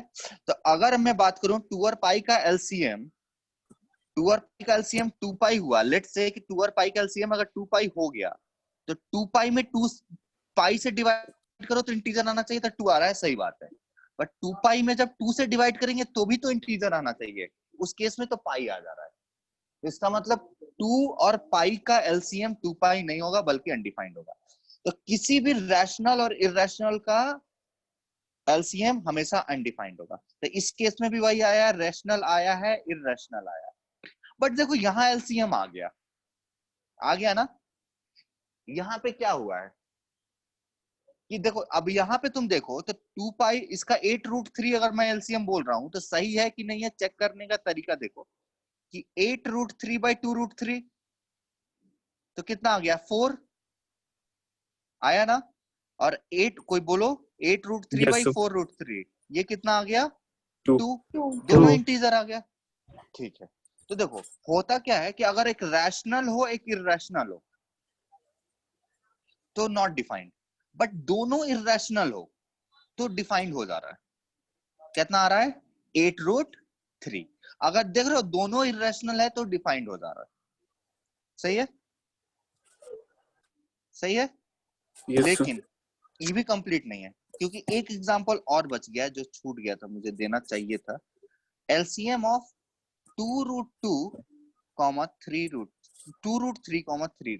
कितना होगा 6√6 कितना नहीं, यही होना चाहिए। हाँ क्या होगा So, undefined. अनडिफाइंड होगा। लेकिन इसमें भी तो दोनों इरेशनल है ना। से इंटीजर नहीं दे रहा डिवीजन पे ना। हाँ डिवीजन पे तो इंटीजर नहीं दे रहा लेकिन इरेशनल दोनों है। तो देखो क्या Yes. होगा, इन दोनों में क्या फर्क है, ये भी दोनों इरेशनल है और भी दोनों इरेशनल है, दोनों में क्या फर्क है। फर्क ये है कि ये जो दोनों इरेशनल नंबर है वो सेम टाइप के हैं, इसका जो बेसिक रूट है वो √3 है ना, और ये जो दोनों इरेशनल नंबर है वो भी दोनों सेम टाइप के हैं, उसका इरेशनलिटी पार्ट सेम है। ठीक है, बट ये जो दोनों इरेशनल नंबर हैं इसका इरेशनलिटी पार्ट क्या है, डिफरेंट है। एक का इरेशनलिटी पार्ट √3 है और दूसरे का इरेशनलिटी पार्ट कितना है √2 है। तो अगर इरेशनलिटी पार्ट डिफरेंट हो तो उसका एलसीएम जो नहीं निकलेगा, बट इरेशनलिटी पार्ट अगर सेम हो तो उसका जो नॉर्मल तरीके से एलसीएम निकालते हैं ना 2 और 4 का एलसीएम निकाल लिया तो हो जाएगा। तो फटाफट बात करने से अच्छा है कि एक दो एग्जांपल लेके डिस्कस कर लेते हैं। तो बोलते जाओ। तो एलसीएम ऑफ √2 √3 कितना, So, undefined. Undefined. LCM not defined. अच्छा, एलसीएम ऑफ √2 √2 So, defined. कितना 2. 2. So, √2. कितना हो जाएगा √2 √2. √2 में ठीक है। अच्छा, LCM of √2 and 5√2 So, yes, sir. 5√2. 5√2. ठीक है ना, और LCM of √3 and √6 Not defined. हाँ देखो अगर ये दोनों सेम टाइप के नहीं है, अगर √3 वाला हो अच्छा तो वो हो जाएगा। एलसीएम ऑफ √3 और √12 क्या होगा, Sir, so 4√3. 2√3. 2√3. हाँ हाँ तो ये क्या हो जाएगा, ये √3 लिखा है और ये क्या लिखा है 2√3 लिखा है, तो सेम टाइप के हैं, ये 2√3 हो जाएगा। ऐसा नहीं बोल देंगे डिफरेंट टाइप का है। ठीक है, Yes, sir. तो एलसी अगर आप लोग ये सब याद रखो तो अगर कभी इधर बहुत जगह पे यूज होता है जो एलसीएम आ जाता है, आपको फिजिक्स में भी बहुत जगह पे एलसीएम निकालना पड़ता है, मैथ्स में अगर आप पीरियोडिसिटी यूज करेंगे जहां पे पीरियड जहां पे भी निकालना होगा, सही है ना, किसी भी Yes, फंक्शन sir. जैसे मान लो लेट से आप एसएचएम पढ़ेंगे आगे चल के, ठीक है, और एसएचएम पढ़ेंगे उस ऐसे माने साइन वेव पढ़ेंगे उसमें 3 और 2 पाई का आपको एलसीएम लेना पड़ेगा। अब बच्चे फटाफट 6 पाई लिख देते हैं, है ना, तो 3 और 2 पाई का एलसीएम क्या हो जाएगा, Undefined. Not defined. समझ गए ना सर बात, एसएचएम सिंपल हार्मोनिक मोशन एक चैप्टर आता है, ठीक है। तो सर इसमें निकालेंगे कैसे एलसीएम इसका? नहीं निकलेगा ही नहीं, नॉट डिफाइंड हो गया। तो सर क्वेश्चन कैसे पूछेगा? तो क्वेश्चन पूछेगा उसमें डी ऑप्शन रहेगा, नन ऑफ दीज। पहला ऑप्शन रहेगा 6 पाई, तुम कूद के 6 पाई मार दोगे -1 आंसर आ जाएगा, समझे ना। Yes sir. या वन ठीक, सर हाँ 1/2 + 1/2 √2 को तो एलसीएम से लेके करते हैं ना, तो फिर वो ट्रू कैसे है? क्या 1/2 हाँ + 1/2 √2 नहीं, इसको कभी एलसीएम नहीं, पहले हमेशा प्रोसेस होता है रैशनलाइज करके हम कुछ आगे बढ़ते हैं, यस ठीक है ना। फर्स्ट प्रोसेस क्या होता है, हम पहले देखो इसीलिए ना कुछ बेसिक रूल्स बनाए गए हैं, ताकि देखो कभी कभी क्या होती है कि जो कॉम्प्लिकेटेड चीज होती है छोटे लेवल पे सही हो जाती है, ठीक है, बट बड़े लेवल पे जाके गलत हो जाती है। तो इससे अच्छा हो क्या, बेसिक रूल को हमेशा फॉलो करो। तो कभी कुछ भी इरेशनल नंबर को ऑपरेट करना है, डिनोमिनेटर को रैशनलाइज करो, ठीक है, उसके बाद जो भी करना है तुम करो। तो यहाँ पे क्या हो जाएगा 1/2 प्लस ये कितना हो जाएगा 1√2/4। अब बताओ 4 और इसका कितना एलसीएम आ जाएगा, बताओ कितना आ गया। 4 हाँ और दूसरा चीज हम लोग एलसीएम लेते हैं। अच्छा ये बताओ, अगर मैं ऐड कर रहा हूँ 2/3 प्लस 4 मतलब 8 कुछ 4 कुछ ले लूं, 4/5 ले लेता हूँ, ठीक है ना। अब मैं क्या करता हूँ, इन दोनों का एलसीएम कितना होना चाहिए, 3 और 5 का 15। सो 4/5 यस सर 15 होना चाहिए। अब सो 15 4/1 होना चाहिए ना, क्या 4/1 क्या प्लस है ना साइन। एलसीएम। किसका, सो 2/3 प्लस 4/5। नहीं तो एलसीएम आप तो पूरा सम बता रहे हो ना। 3 और 5 का एलसीएम कितना होगा 15। हम यही सम करते हैं ना, तो क्या 5 से किया तो ये 10 हो जाएगा और ये कितना हो जाएगा 12 हो जाएगा, यही आंसर आएगा। Yes sir. यस 22 हाँ 5 से 3 हाँ 22/15 ये आंसर आया। अच्छा Yes, एक्चुअली तो हमारा मेन पर्पस क्या है ना, डिनोमिनेटर को सेम करना। बात क्या समझ रहे हो, डिनोमिनेटर को सेम करना। अब जैसे अगर लिखा हुआ है 1/√3 प्लस 1/√6, सही है। अब हम Yes, कुछ sir. अगर मान लो कि कुछ अगर हम नहीं कर पा रहे हैं ऐड करने का, लेकिन अगर डिनोमिनेटर सेम कर दें तो √2 से ऊपर नीचे मल्टीप्लाई कर दो, तो √2/√6 प्लस 1/√6। तो ये √2 प्लस 1 ये दूसरे किसी कारण से सही हुआ, जो आप बोल रहे हो ना वो किसी और कारण से सही हुआ। अब तुम बोलो कि √3 और √2 और √3 का एलसीएम √6 हो गया, तो ये गलत है। बात समझे ना, जो मैं जिस चीज को टच करने की कोशिश कर रहा हूँ। यस अगर तुम बोलो कि हाँ हमने एडिशन किया, तो एक्चुअली में एडिशन एलसीएम हम इसलिए निकालते हैं ताकि उससे डिनोमिनेटर बराबर करना आसान हो सकता है। अच्छा कोई इसी सम को हम पूरे डिनोमिनेटर को 15 बनाए, क्या डिनोमिनेटर को 30 नहीं बना सकते। यस ऊपर बना नीचे सकते 10 से मल्टीप्लाई करो तो ये 20/30 हो गया, और ये कितना हो जाएगा 6 से मल्टीप्लाई करो तो 24/30 हो गया। अब क्या कर दो तो 44/30, तो ये भी तो सही है ना। Yes sir. लेकिन अब क्या 3 और 5 का एलसीएम 30 तो नहीं है ना, है क्या 3 और 5 का नहीं। एलसीएम 30 नहीं है, लेकिन हमारा एडिशन सही आ रहा है ना। तो देखो जो Yes, हम लोग को बचपन में, अब सारी बातें तुमको क्लास 6 में नहीं ना बताई जा सकती है, नहीं बताई जा सकती है, तो इसलिए उस समय ये बताया जाता है डिनोमिनेटर बराबर करने का कौन बताए, बेसिक चीजें दिखती है कि एलसीएम निकाल दो हो जाता है। लेकिन अगर तुम बोलो कि अगर एलसीएम निकल रहा है √2 और √3 का, तो ये गलत है। √2 और √3 का एलसीएम क्या होगा, अनडिफाइंड। अनडिफाइंड होगा हमेशा। अब डिपेंड कर रहा है तुम और सर किसी, हाँ सर बोलो, तो √2 और √3 का एचसीएफ क्या होगा। ये भी डिफाइंड नहीं होगा। ठीक नहीं, एचसीएफ के बारे में रुक जाओ, एचसीएफ के बारे में 1 आ जाएगा ना सर। वन सेकंड मैं एचसीएफ के बारे में मैं कल कमेंट करूंगा, मुझे थोड़ा सा इसको, एचसीएफ कितना होगा। हाँ चलो तो एचसी, अच्छा बेसिक एचसीएफ की प्रॉपर्टी क्या होती है, सबसे बेसिक से बताओ क्या होता है। एचसीएफ क्या होता है, वो सबसे बड़ा number, HCF is the common factor of both. हाँ बोथ, हाँ तो फिर वो, हाँ तो सबसे 1 हो आसान सा जाएगा। काम 1 हो जाएगा, 1 हो जाएगा। Yes sir. जब हाईएस्ट सब कॉमन। हाँ दोनों का कॉमन फैक्टर होता है, एचसीएफ तो हमेशा 1 हो सकता है, ठीक है। बट फिर भी मैं कल कमेंट करूंगा इस पे फिर से एक बार देख के बढ़िया से, ठीक है। देखिए एलसीएम का जरूरत आता है इसलिए मैं डिस्कस करता हूँ, एचसीएफ का डिस्कस कभी नहीं किया था। बट हाँ बेसिक थ्योरी देखो तो कितना दिख रहा है, 1 दिखाई दे रहा है। बट हम लोग कंफर्म डिस्कस करेंगे, हमको नेक्स्ट क्लास में बिल्कुल ध्यान देना है, ठीक है। चलो तो एलसीएम अभी तक क्लियर है, और एचसीएफ मोस्ट प्रोबेबली 1 होगा, क्लियर। Yes sir. चलो अब देखो हम लोग फिर कहां से कहां घुस गए। अब ये क्लियर हो गया ना, तो इसको एक अलग तरीके से नोट बना लेना एक अलग पॉइंट में, और उसको हम लोग देखेंगे। तो इतना दूर को कहीं घेरा कर लेना, ये हमारे फंक्शन का पार्ट नहीं है, फंक्शन में यूज होगा उसका पार्ट नहीं है, कर लोगे। Yes sir. और ये भी, हाँ ये भी आपका जो ये एक्सप्लेन किया मैंने डिग्री वाला, इसकी नेसेसिटी नहीं है। अभी तक हम लोगों ने ये यहाँ तक डिस्कस किया था,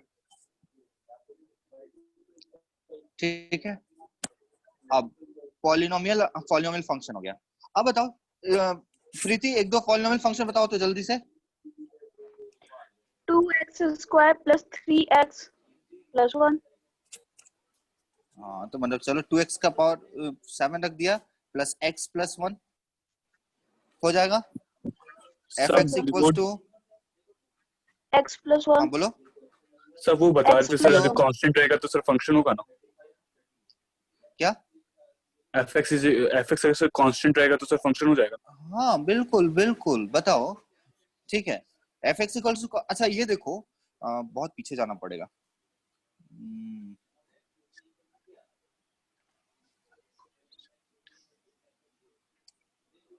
इतना देर में तो ड्रॉ ही कर दिया होता है। चलो ये तुमको fx इक्वल टू कांस्टेंट नहीं दिख रहा है ना? दिखाई दे रहा है क्या? यस देखो 1 डालो तो भी 1 आ रहा है, a आ रहा है, 2 डालो तो भी a आ यस रहा सर, है, 3 डालो तो भी a आ रहा है। यही तो fx इक्वल टू कांस्टेंट है ना? यस सर, समझे ना बात को? यस प्रॉपर्टी हमारी सेटिस्फाई होनी चाहिए कि x का सारा एलिमेंट का b में रिजल्ट आना चाहिए और सबसे यूनिक आना चाहिए, माने एक का कोई दो नहीं आना चाहिए। तो ये कौन सा fx इक्वल टू कांस्टेंट है ना? यस ये सर। जो ये दिख रहा है, बस तो हो गया।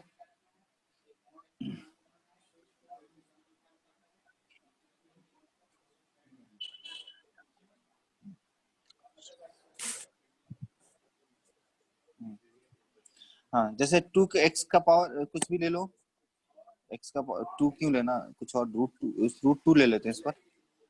रूट 2 x का पावर 49 प्लस 3x प्लस 2 रूट 3 है कि नहीं फंक्शन?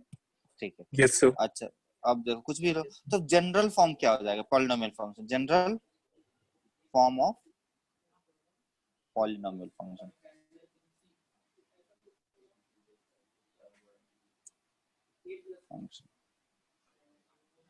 क्या होगा? अब यहाँ से आप लोगों को ध्यान देने वाली बातें आ रही है, ध्यान दीजिएगा। General form of polynomial function क्या होता है? fx इक्वल टू, मान लो जैसे ऐसे होगा ना, a नॉट एक कांस्टेंट आ गया प्लस a1 इंटू एक्स का power 1 plus a2 into x का power 2 2 till an into x का पावर n। इस That's तरह one. को क्या बोलते हैं कि इस तरह को बोलेंगे क्या? Polynomial function. इसको क्या बोलेंगे? Polynomial function. ये सब हुआ नहीं है ना? मैंने नहीं सर। अभिजीत सर, ठीक है। पॉलिनोमियल फंक्शन, अब पॉलिनोमियल फंक्शन का मतलब क्या हो गया कि इसमें जो n होगा, n क्या होगा? वो 0 1 n बिलोंग्स टू 0 1 2 ऐसे इंफिनिटी में, और a1 a2 क्या हो जाएगा? वो कोई भी, तो ये सब क्या हो जाएगा? Belongs to constant. Real number. Real Yes, sir. Number माने a1 a2 a3 कोई भी रियल नंबर हो सकता है, √3 √5 पाई -1 1/5 कुछ भी, ठीक है ना? अच्छा अगर an is not equal to 0, मतलब हाईएस्ट पावर का 0 कोफिशिएंट है वो 0 नहीं है, मतलब x का पावर n उसमें प्रेजेंट है, ठीक है Yes, ना? sir. तो क्या कहेगा? अगर इफ ऐसा है तो n क्या कहलाती है? उसकी डिग्री। Yes, sir. वो कुछ नहीं, बस बताने के लिए कि n सबसे बड़ा है, और ठीक है। और an को हम लोग दूसरा चीज भी बोलते हैं, लीडिंग कोफिशिएंट। लीडिंग, नाम ध्यान रखना, लीडिंग कोफिशिएंट क्या होता है कि हाईएस्ट पावर का जो कोफिशिएंट होता है ना, उसको क्या बोलते हैं हम लोग? Leading coefficient. वो लीड करता है पूरे एक्सप्रेशन को। किस तरह से लीड करता है अब तुमको बता दूंगा, ठीक है? अच्छा चलो अब देखो, अब मैं पूछूं कि कोई भी डोमेन ऑफ पॉलिनोमियल एक्सप्रेशन क्या होगा? Domain of polynomial, domain of polynomial function, ये बताओ कौन बताना चाहेगा? So क्या real होगा? number. ऑल रियल नंबर या कुछ हटाना भी पड़ेगा? ऑल रियल नंबर भाई। को पॉलिनोमियल में सब तो सुंदर सुंदर सा पावर होता है, 1 2 3 4 0, ठीक है ना? रूट आउट होता नहीं है कि निगेटिव आएगा तो दिक्कत हो जाएगा, ऐसा कुछ तो होता नहीं है। तो अगर पॉलिनोमियल फंक्शन है तो डोमेन ऑफ पॉलिनोमियल फंक्शन क्या हो जाएगा? All real number. मतलब कहीं पे तुमको वहाँ पहले पे तो हाँ तो जहाँ पे fx लिखे हैं तो वहाँ पे अगर x का पावर कोई फ्रैक्शन रहेगा तब भी वो पॉलिनोमियल रहेगा। नहीं नहीं, इसीलिए तो n की वैल्यू जो होनी, जो पावर लिखा है ना 1 2 n जो लिखा है पावर में n है, तो n की वैल्यू क्या होनी चाहिए, या तो 0 या फिर 1 या फिर 2 या फिर 3 या फिर 4 5 6 इस तरह से। 1/2 ओके नहीं चलेगा, -1 नहीं चलेगा, -5 नहीं चलेगा, 1/4 नहीं चलेगा, 0 चलेगा, 5 चलेगा। समझे ना? तो पॉलिनोमियल फंक्शन को पहचान करने का यह तरीका है। ठीक है, तो पॉलिनोमियल फंक्शन अगर पहचान जाओगे, अगर लेट से तुम पहचान गए, तो उसका डोमेन तुम क्या फटाक से क्या बताओगे, बोलो। अगर कोई पॉलिनोमियल फंक्शन जैसे पहचानने, तो उसका डोमेन क्या ऑल रियल आएगा? Number, all real number. All real number. हाँ, तो ठीक है पहला ऐसे चीज तुम सर। देखो कैसे क्या है। ऐसे कि बताओ मुझे कोई, तुम अपने मन से एक पॉलिनोमियल फंक्शन बताओ ना फटाफट। x का पावर 5 प्लस 3, x का पावर 5 प्लस 3 है पॉलिनोमियल फंक्शन। अब यस सर। बताओ x की ऐसी कौन सी वैल्यू है जो इसमें नहीं डाल सकते हैं? ऐसा कोई x है रियल नंबर जो नहीं डाल देने पे अनडिफाइंड हो जाए? कुछ भी सर डालो, नहीं है। रूट रूट 2 डालो, रूट 3 डालो, 3√5 डालो, पाई डालो, ई डालो, -1 डालो, कुछ भी डालो, एक ना एक वैल्यू निकल के आएगा, उसका पावर 5 निकल के आएगा, कोई ना कोई वैल्यू निकल के आएगी। कोई भी रियल नंबर डालोगे वैल्यू निकल के आएगी।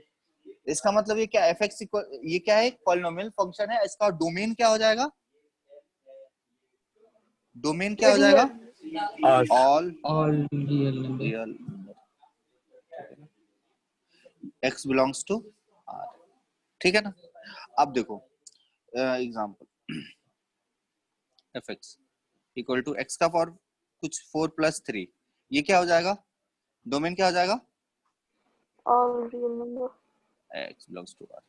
तो कभी भी अगर जैसे मैं बोलूं fx इक्वल्स टू x का पावर 1/2 प्लस 3, तो इसका डोमेन क्या हो जाएगा? सर ये तो पॉलिनोमियल ही नहीं है। नहीं है, तो इसलिए हम सबसे पहले domain x belongs to r ऐसा नहीं होगा। हो भी सकता है, मुझे नहीं पता। सबसे पहली चीज क्या, मुझे नहीं पता, मुझे सोचना पड़ेगा, एनालाइज करना पड़ेगा। बात समझे ना? Yes sir.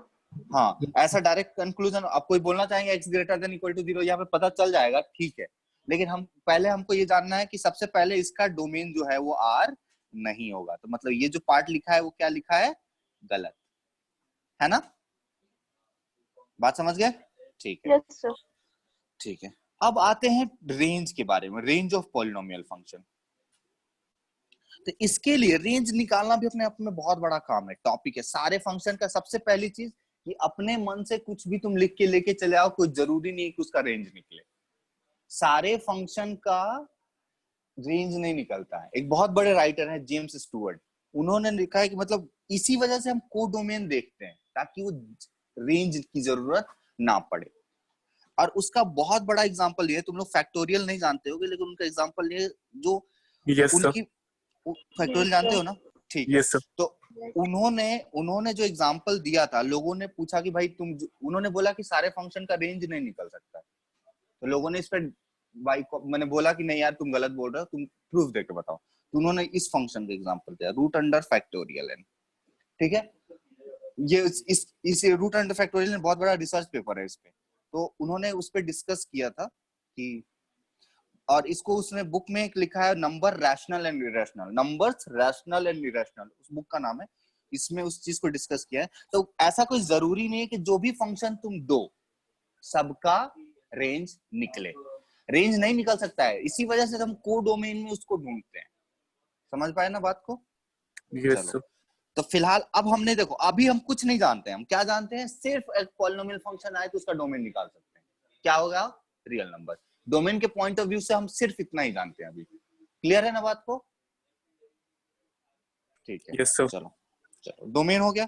अब हम बात करते हैं, अभी भी रेंज सिर्फ हम पॉलिनोमियल फंक्शन का निकालने जा रहे हैं, वो भी पूरा नहीं निकालेंगे।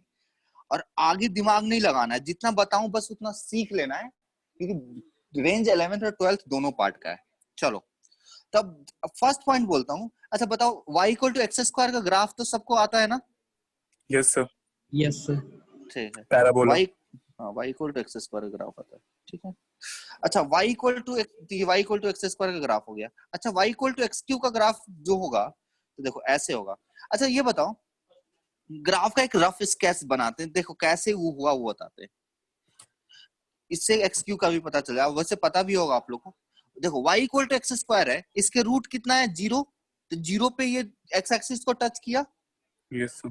आज जैसे x देखो पॉजिटिव प्लस इंफिनिटी को जाएगा तो एक्स स्क्वायर भी प्लस इंफिनिटी को जाना चाहिए। तो Yes. इधर x वाले इंफिनिटी इधर है और y वाले इंफिनिटी इधर है, सही है।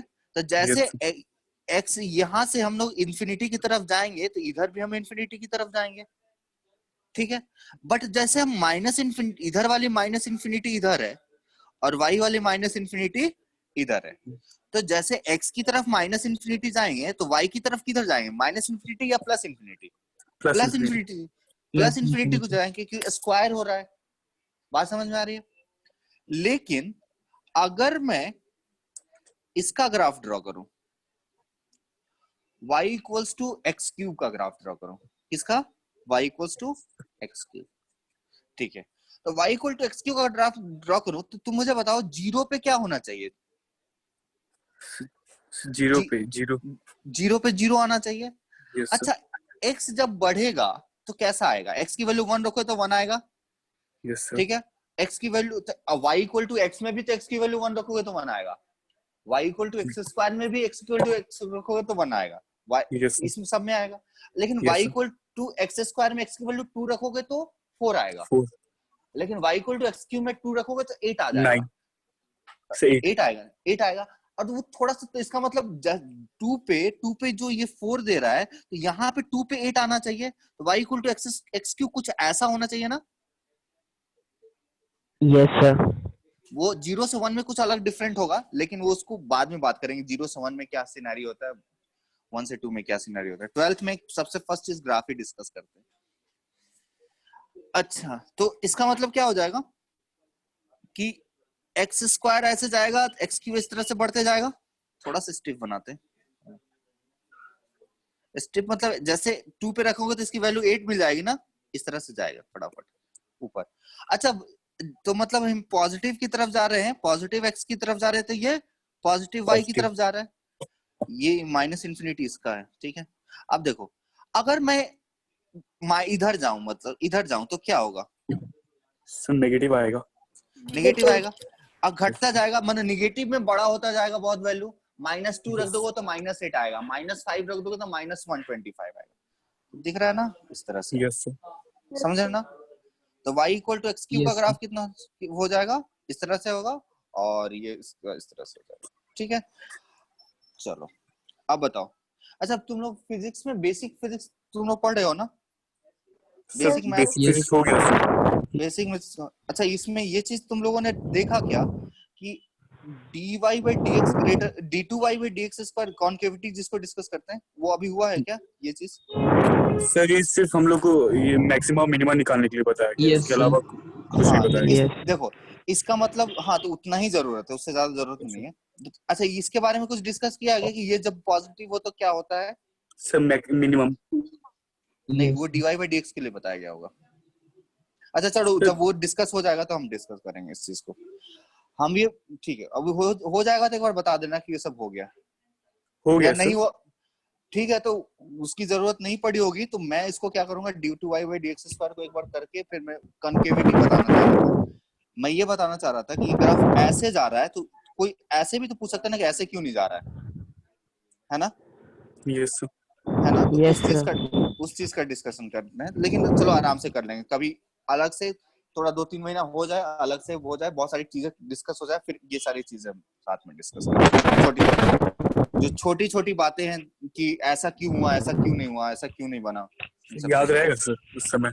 मुझे याद रहेगा ना, मैं उस पर कोर्स बना रहा हूँ एक छोटी छोटी चीजों को डिस्कस करने का, ठीक है। तो हम लोग उसमें छोटा छोटा 4-5 क्लास लगेगा, उसको हम उसको कर देंगे बीच में, ठीक है। कैसे अभी एलसीएम का याद आया था तो एलसीएम बता दिया कि हाँ कि ये नहीं भूल जाए, ठीक है। उस तरह से मैं वैसे कोर्स बना रहा हूँ, मैं डिस्कस कर दूंगा उसको। रेंज चलो अब तुम बताओ, सबसे पहले अब देखो आते हैं वापस हम डोमेन रेंज पे। इधर डोमेन क्या होता है ना, एक्स की वैल्यू, तो देखो अगर ये ग्राफ है ना, ये ग्राफ है, तो ग्राफिकली डोमेन की वैल्यू क्या हो जाएगी, इसके ये पूरा ग्राफ है तो इसके ये जितना एक्स एक्सिस को कवर करता है, मतलब ये पूरा एक्स एक्सिस को देख रहे हो कवर कर ले रहा है, ये ग्राफ आगे यहीं रुकेगा नहीं ना, आगे तक जाएगा। तो इस तरह से परपेंडिकुलर डालोगे या ऊपर से लाइट डालोगे तो पूरा एक्स एक्सिस को कवर कर लेगा, करेगा क्या? यस तो यस इसका मतलब जितना पार्ट अगर एक्स एक्सिस को कवर कर लिया वो उसका डोमेन हो गया। और अगर जो ग्राफ वाई एक्सिस को जितने पार्ट में कवर कर लेता है वो उसका रेंज हो जाता है। मतलब ये देखो, ये देख रहे हो, ये वाई एक्सिस को कवर कर रहा है, यस सर। लेकिन देखो नीचे वाले वाई एक्सिस को नहीं कवर कर रहा है ना, नहीं नहीं, तो नीचे वाला रेंज में नहीं आएगा। बट देखो ये जो है ये उसको कवर कर रहा है रेंज को, ये दिख रहा है, ये इसका रेंज में आ रहा है। तो अगर y equal to x cube में नीचे भी रेंज में आ रहा है, ऊपर भी रेंज में आ रहा है, माने y की वैल्यू रेंज होती है। अभी हम लोगों ने डिस्कस किया था ना थोड़ा देर पहले, y की वैल्यू क्या होती है, रेंज होती है, x की वैल्यू डोमेन होती है। डोमेन। तो ग्राफिकली x की तुमको जो वैल्यू मिल रही है वो डोमेन हो गई, ग्राफिकली जो y की वैल्यू मिल रही है वो रेंज हो गई। एक छोटा सा एग्जांपल और देखो, मान लो एक फंक्शन मैंने ऐसे बना दिया, लेट से मुझे नहीं पता है कौन सा फंक्शन है, थोड़ा सा किसी फंक्शन का, लेट से किसी फंक्शन का ग्राफ है, किसी भी फंक्शन का ग्राफ है, वो कैसे है, इस तरह से, ठीक है। मान लेते हैं कि ये 0.5 है, ये 2 है, ये 3 है और ये 4 है, ये है 1, ये है 2, ये है 2.5 और ये कुछ ऐसा हो जाएगा यहाँ तक, ये रफ है 3। अब मैं पूछूं कि ये फंक्शन का डोमेन कितना होगा, देखो ये फंक्शन कौन सा है, y, ये वाला, ये जो ग्राफ है ना, बस Yes, इतनी sir. दूर में पूरे दुनिया में 0.5 to 4. So 0.5 to 2 union 3 to 4. हाँ 0.5 to 2 अगर यहाँ पे ऐसे सॉलिड बना दिया है और मान लो यहाँ पे ओपन बना दिया, नहीं ओपन नहीं, चलो ज्यादा कॉम्प्लिकेशन नहीं डालते, सॉलिड बना दिया, यूनियन 3 to 4 सही। अब बता इसका रेंज क्या हो जाता है, इसका मतलब क्या, तुमने क्या बताया, जो एक्स एक्सिस ग्राफ का एक्स एक्सिस पे जो प्रोजेक्शन है उसी के बारे में तुमने डिस्कस किया, यहाँ पे यही सारे एक्स बताए ना तुमने, Yes, sir. यही सारे एक्स बताए ना। अच्छा Yes. अगर इसका रेंज पूछूं तो तुम क्या बताओगे, So 1 to 2 union 2.8. बहुत बढ़िया, बहुत बढ़िया, समझ गए ना। क्या करना है, y की वैल्यू तुमको बतानी है, समझ गए, y की वैल्यू तुमको बतानी है। तो 1 से 2 दिख रहा है, लेकिन 2 से 2.5 तुम्हारा कोई भी y नहीं आ रहा है ना, नहीं आ रहा है, तो 2 से 2.5 हमारा रेंज में नहीं आएगा। वो किसका पार्ट हो गया, हमारे कोडोमेन का पार्ट हो गया, समझे ना। तो 2 से, हाँ तो 2 से अब तो तुम्हारा रेंज क्या हो जाएगा, रेंज क्या हो जाएगा बताओ, 1 to 2 union 2.8 to 3. 2.8 to 3. बहुत बढ़िया समझे तुम, सही है ना, ठीक है। तो अब इसमें कोई दिक्कत नहीं है ना कि रेंज कहाँ से आएगा, हवा नहीं है, रेंज वही होता है जो मिलता है तुमको, ठीक है ना, जो नहीं मिलेगा वो तुम्हारा रेंज नहीं हुआ, समझे बात, ठीक है, समझ गए होगे। इसको मिटा दे, हाँ सर इसको रहने दीजिए सर, नोट कर लेंगे एग्जांपल के जैसे। बहुत गंदा बन गया था, मैं बना दूंगा, ठीक है सर। और पूछना सर, ग्राफिकली सर फंक्शन कैसे डिफाइन होगा, ग्राफ बनेगा, हर फंक्शन का ग्राफ अभी तो, अब देखो यही फंक्शन डिफाइन कर दिया ना, y equal to x square, graph बना दिया फंक्शन। उसको पता कैसे करेंगे सर ग्राफिकली ये फंक्शन है कि नहीं है, तुम बताओ ना, तुम बताओ सर। मुझे एक पता है सर जिसमें सिर्फ अगर एक स्ट्रेट लाइन ओरिजिन एक पैरेलल लाइन खींचेंगे y एक्सिस के, तो सर अगर वो किसी ग्राफ को एक बार काटेगा तो फंक्शन नहीं काटेगा, 2 बार तो ज्यादा काटेगा तो फंक्शन नहीं है। छोड़ो ना, उसको छोड़ो। आज मैंने क्या बताया, फंक्शन होने के लिए क्या चाहिए कि x की एक वैल्यू पे y की एक ही वैल्यू आनी चाहिए, यस सर, और x की सारी वैल्यू पे होनी चाहिए, है ना। तो yes, अगर ग्राफ बना है तो इसका मतलब x की सारी वैल्यू पे बना है, तो एक काम तो तुम्हारा खत्म, ठीक है, यस सर, ठीक है, अब सवाल उठता है कि x की एक वैल्यू पे y का सॉरी चलो इसको बता दो, x की एक वैल्यू पे y की एक ही वैल्यू आनी चाहिए। तो मान लो x की वैल्यू 5 है, तो 5 पे देख रहे हो क्या आना चाहिए, यही आना चाहिए, एक ही आना चाहिए, यहाँ पे एक ही आना चाहिए। ये मान लो 7 है तो उसके अकॉर्डिंग 49 आना चाहिए ना। यहाँ पे मान लो कि 8 है तो 64 आना चाहिए, और कुछ नहीं आना चाहिए, ठीक है ना। 8 पे 64 ही आना चाहिए। अब मान लो तुम्हारा फंक्शन इस तरह से, लेट्स से ग्राफ तुम्हारा इस तरह से बना, ठीक है। तो लेट्स से अगर बोलो कि ये 4 है, तो 4 पे कुछ यहाँ पे 7 भी आ रहा है और यहाँ पे -7 भी आ रहा है, किसी रूल से, लेट्स से किसी रूल से आ रहा है ना। Yes sir. देखो यस तो ये बताओ क्या ये फंक्शन होगा नहीं या नहीं होगा? नहीं होगा। नहीं, क्यों नहीं होगा? यूनिक वैल्यू नहीं है x का। हाँ तो देखो, अब देखो जो तुम वर्टिकल लाइन ड्रॉ करने की बात कर रहे थे, वही यही चीज बता रहा है। वर्टिकल लाइन में देखो, अगर एक्स एक्सिस के परपेंडिकुलर एक लाइन डालोगे तो उस पूरे लाइन के लिए x की वैल्यू हमेशा सेम रहेगी। Yes sir. है ना। तो इसका मतलब वो अगर फंक्शन के ग्राफ को जहां कट कर रहा है वो फंक्शन की वैल्यू मिल रही है। यस है ना। ये अगर जैसे लेट्स से 5 पे यहाँ पे हमने लाइन ड्रॉ कर दिया, तो ये कहाँ कट करेगा? 25 पे कट करेगा, एक वैल्यू मिल गई। अगर इसका मतलब अगर फंक्शन दो जगह पे कट कर रहा है, यहाँ पे कट कर रहा है, मतलब x के 4 पे y की 2 वैल्यू मिल रही है। अगर रिलेशन वाइज देखो तो तुमको 4,7 भी मिल जा रहा है, 4,-7 भी मिल जा रहा है। समझे बात को? तो अगर 4,7 भी मिले, 4,-7 मिले, तो क्या फंक्शन डिफाइंड रहेगा? नहीं रहेगा। तो अगर x की एक वैल्यू पे दो फंक्शन वैल्यू मिल रहा है तो डिफाइंड नहीं होगा। और दो फंक्शन वैल्यू कैसे मिलेगी? जब ग्राफ को वो एक x की वैल्यू पे दो जगह कट करेगा। और दो जगह कब कट करेगा? जब वो वर्टिकल लाइन ड्रॉ करोगे, वो वर्टिकल लाइन एक्स एक्सिस के वर्टिकल लाइन एक्स एक्सिस को ग्राफ को दो जगह पे कट करेगा। तो अगर वर्टिकल y का फंक्शन होगा ना, हाँ तो y की दो फंक्शन होगा नहीं, तो y का फंक्शन तो हमेशा इंडिपेंडेंट वेरिएबल का होगा ना। फंक्शन हमेशा किसका होता है? अभी तो पता है ना, s = ut + ½ at² से बताया कि डिस्टेंस जो है किसका फंक्शन है?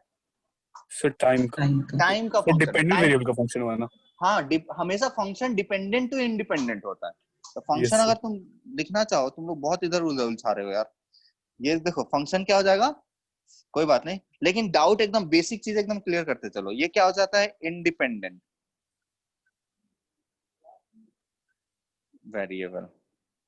ऐसा होता है तो बाद में क्या आता है? Dependent variable. इंडिपेंडेंट वेरिएबल कहाँ आता है? इंडिपेंडेंट वेरिएबल हम एक्स एक्सिस पे होता है और dependent variable Y axis. Clear हुआ? Yes sir. हाँ, तो अगर जो तुम एक लाइन में जो तुम जवाब जानना चाह रहे थे, वो मैं ये बता दूं कि फंक्शन, अगर कोई फंक्शन है, वैसे अभी जरूरत नहीं था इसका, if a vertical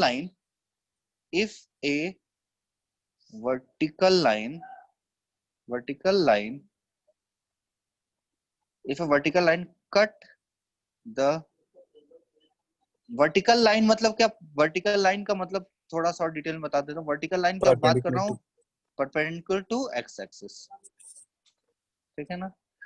if a vertical line perpendicular to x axis cut the graph of a function more than once, then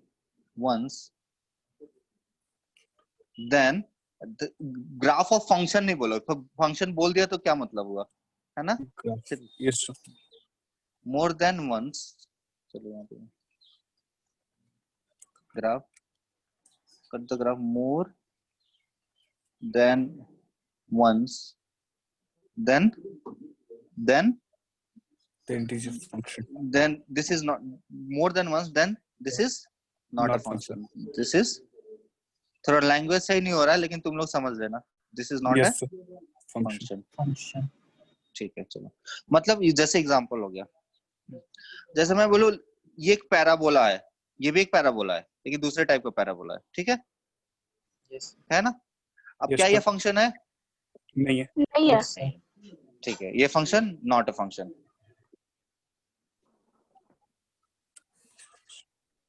ठीक है, अच्छा ये एक सर्कल लेते हैं ऐसा, ठीक है ना, इस तरह के जिसका सेंटर, ठीक है, जीरो का, अगर कोई सर्कल है जिसका सेंटर 0,0 है, उसका Yes, रेडियस मान लो कि कुछ भी है, a है, तो उसका इक्वेशन हो जाता है x² + y² = a²। सर्कल का इक्वेशन होता है, बाद में याद रहा तो ठीक है, कभी जरूरत है। अब देखो Yes, sir. इस तरह से कर दो। अब क्या कर रहा है, ये 2 पॉइंट पे कट कर रहा है yes किसी एक वैल्यू के लिए, इसका मतलब ये भी फंक्शन नहीं है, this is not function, not है function सर बोलो। इसका जो डायमीटर का एंड पॉइंट होगा वो तो फंक्शन हो जाएगा ना। डायमीटर का, अरे पूरा रूल फंक्शन होता है ना, ये फंक्शन हुआ ना, इसकी बात कर रहे हैं ना, रूल ये हुआ ना, y², तो y² की वैल्यू कितनी हो जाएगी, a² - x², तो y की वैल्यू कितनी हो जाएगी, +- (a²-x²) तो तुमने लिखा ना y = function of x, y = function of x, है ना। अब इसका जो तुम ग्राफ बनाओगे ना तो ऐसा ग्राफ आएगा, समझे। और जब ऐसा ग्राफ आएगा इसको 2 पॉइंट पे कट करेगा वो, और 2 पॉइंट पे कट कर दिया तो मतलब वो फंक्शन नहीं हुआ। हम लोग क्लियर हैं क्या यहाँ तक? yes sir yes sir. तो आप सेट और रिलेशन के पूरे डाउट मॉड्यूल का क्वेश्चन सॉल्व कीजिए, ठीक है। और yes sir हाँ, कल 1 बजे जिसका डाउट है वो आएगा क्वेश्चन लेके, और वही आएगा जो पढ़ा, मैंने जो ढंग से जिसका पढ़ा नहीं हुआ है पढ़ाया जाएगा सबको, जिसका पढ़ा नहीं हुआ है उसका आएगा तो उसको बहुत ज्यादा बेनिफिट नहीं होगा उसमें। सर क्वेश्चन पूछना पड़ा हुआ है सर। हाँ तो पढ़ा हुआ है, क्वेश्चन पूछना है, वही 1 से 2 के बीच में अच्छा। होगा उसका, ठीक है। चलिए ठीक है, फिर तो बताइए किसको किसको, हाँ एलसीएम के पास हो लीजिए उसको सर, नोट करना। तो पीडीएफ तो जाएगा ना आपके पास? सर लेट से आता पीडीएफ। अच्छा चलो ठीक है, नोट कर लीजिए। अच्छा हो गया, कहाँ गया भाई एलसीएम? पीडीएफ हम अभी भिजवा दे रहे हैं, ठीक है ना, थोड़ा देर में, ठीक है। यस सर, एक और ठीक है। डाउट था। बोले हाँ, डाउट बोलिए। सर तो हम लोग जो डिफाइन करते हैं sir function or not function, sir इससे हम लोग से इसको क्लासिफाई क्यों करते हैं फंक्शन और नॉट फंक्शन को? देखिए फंक्शन से हम लोग, अगर फंक्शन है तो फंक्शन की बहुत सारी प्रॉपर्टीज है, तो अगर हमको एक बार पता चल गया कि फंक्शन है तो हम उस प्रॉपर्टीज को अप्लाई कर सकते हैं। यस सर, समझे ना बात को। अगर हम फंक्शन नहीं है तो वो प्रॉपर्टीज हम अप्लाई नहीं करेंगे जो फंक्शन की प्रॉपर्टीज है। यस अब देखो लिमिट निकालते हैं फंक्शन का, कंटिन्यूटी चेक करते हैं फंक्शन का, ठीक है, डिफरेंशिएट करते हैं फंक्शन को, इंटीग्रेट करते हैं फंक्शन को, समझे ना। डिजाइन अगर हम मशीन बना रहे हैं, कोई एरोस्पेस का सामान कर रहे हैं या कोई कार बना रहे हैं तो उसके थ्रू हम फंक्शन ही बनाते हैं उसका, ठीक है। तो फंक्शन डिफरेंशिएट तो सर प्रॉपर फंक्शन को भी कर सकते हैं ना? कर सकते हैं, लेकिन वो फंक्शन डिफरेंशिएशन होता है, उसके डिफाइन करते हैं, बहुत सारी चीज है। अभी हम लोग कितना पढ़े हैं जी, 1-2 लेक्चर पढ़े हैं, बहुत छोटा पढ़े हैं, अभी उतना दूर तक नहीं जाते हैं। अभी बस अभी हम आपको बोलेंगे कि y = x का रेंज बताओ तो आप नहीं बता पाओगे, बताओगे? बता सकते हो मे बी, लेकिन अभी हमने डिस्कस किया ना, ऑल रियल नंबर होगा, दिख रहा है ना यहाँ पे। यस सर, डिस्कस नहीं किया, बोला नहीं अभी मुंह से, लेकिन ग्राफ से तो बता ही दिया ना कि इसका ऑल रियल नंबर होगा। यस कहाँ गया? नहीं, आगे पीछे। ठीक है, एक और डाउट था इस एक लास्ट सर, फिजिक्स में जितना भी सर फिजिक्स में जितना भी इक्वेशंस है वो फंक्शन है। वन सेकंड, ठीक है। जितने लोगों का हो गया है वो जा सकते हैं, और जितने लोगों को डाउट पूछना है वो कि नेक्स्ट क्लास भी है ना आप लोगों का? Yes sir. हाँ, तो जिन लोगों का डाउट पूछना है वो रुक सकते हैं, जिन लोगों को जाना है वो जा सकते हैं, ठीक है। क्लास मतलब ओवर हो चुका है, चलिए हो गया, क्लास ओवर हो गया हम लोग। हाँ बोलिए, तो बोलो। हाँ सर, फिजिक्स के जितने भी इक्वेशंस है वो फंक्शन है ना? एक फिजिक्स की इक्वेशन आप किस तरह की बात कर रहे हो, जैसे बोलो, कोई इक्वेशन बोलो। सर फिजिक्स के सारे इक्वेशन जैसे सर ग्रेविटेशनल लॉ हो गया, ग्रेविटेशनल बिल्कुल सब फंक्शन होगा, x की एक वैल्यू के लिए y की एक वैल्यू आएगी ही आएगी। अब देखो उतना डिटेल में मुझे नहीं पता है क्या क्या है, तो इसलिए मैं कैसे बता सकता हूँ उसके बारे में ज्यादा कभी। ठीक है ना। अब जैसे कि y देखो जैसे होता है x square plus y square equal to a square, ये एक सर्कल है बट ये फंक्शन नहीं है ना। अब मैं जानता हूँ x y square equal to 4ax, ठीक है, ये फंक्शन नहीं है but x square equal to 4ay ये फंक्शन है। इस तरह की चीजें होती है, तो ये सारी चीजें तो मुझे पता है। आप कौन से फिजिक्स के लॉ की बात कर रहे हो, क्या रूल है, वो तो नहीं पता ना मुझे वहां पे। ठीक है, अब जैसे तुम किसी पर्टिकुलर देखोगे तो मैं देख के बता दूंगा कि ये फंक्शन है कि नहीं, बट हम ऐसे नहीं कमेंट कर सकते ना उस पर। ठीक है, चलो, ओके, थैंक यू।